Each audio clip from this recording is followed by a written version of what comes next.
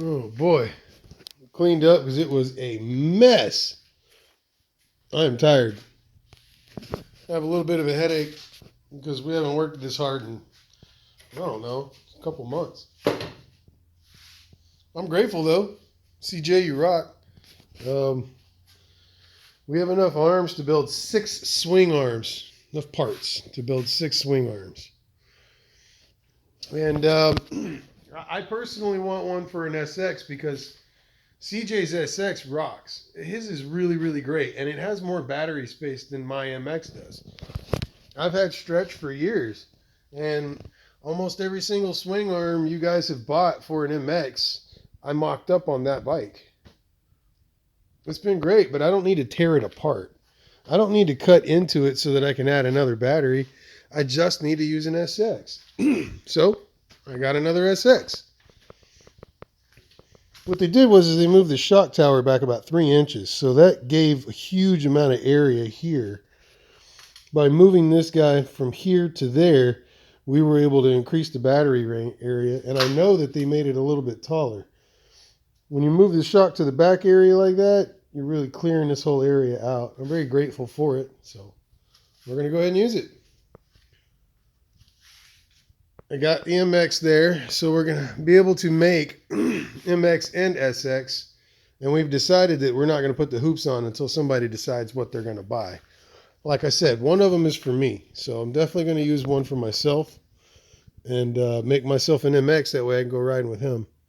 We're almost done with the RSF. I just need to make the battery lip to hold the batteries in. And then mount the QS90 motor that we have here. That's about it. The QS120 hill climb bike is about ready. We have a 500 amp controller on there, which is like 800 phase amps or something. It's real stupid. I don't know. Not much into it, but I like the far driver that's on the Cafe Racer. That thing is wicked fast. And this one's even bigger than that. So it should be fun. We're going to run 4 LiPo packs that are 30C. It looks like it translates to about 760 amps. Like I said, it maxes out at 500, so I'm not worried about that.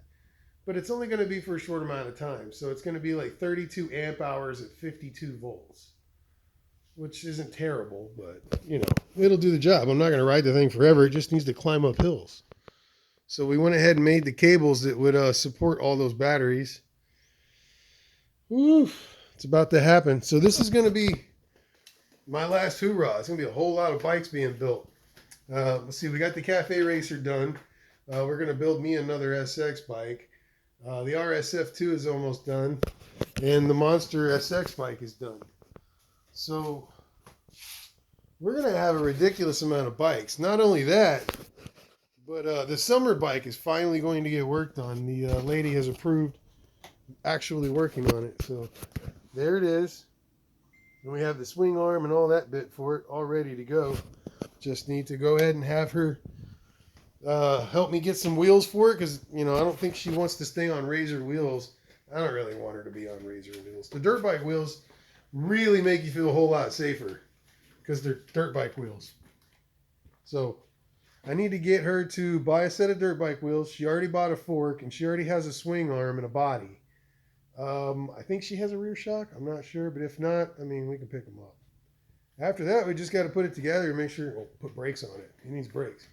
So we'll have her bike done. If that's the case, then it'll be her, CJ, me. I get 3 because I'll have the RSF. And then the hill climb bike, the Cafe Racer, and the Monster SX. That is, what, 8 bikes? We'll have 8 bikes ready in just a few weeks. Maybe 2 weeks, maybe 3 weeks. We're going to have 8 Razor bikes ready to screw around with. It's crazy. And so we're going to have 3 or 4 arms here left over. I don't plan on doing any more, so that'll be about it. So if you want one, they're going to be about $450, $480 after shipping or something like that, more or less. Yep, that's about it. After that, we got to go into bigger stuff. I already have a bigger bike here. We already have a very powerful motor that I'm not going to tell you what it is yet, but it's more powerful than this bike needs to be. And my business partner says, only for off-road. And he also says that if we're going to use that motor for anything else, then we need to make sure it has a roll cage or something. So I'm going to look into seeing if we can buy a single seat UTV or something like that. That sounds like a lot of fun. I've been wanting to go off-roading for a long time. So let's do that.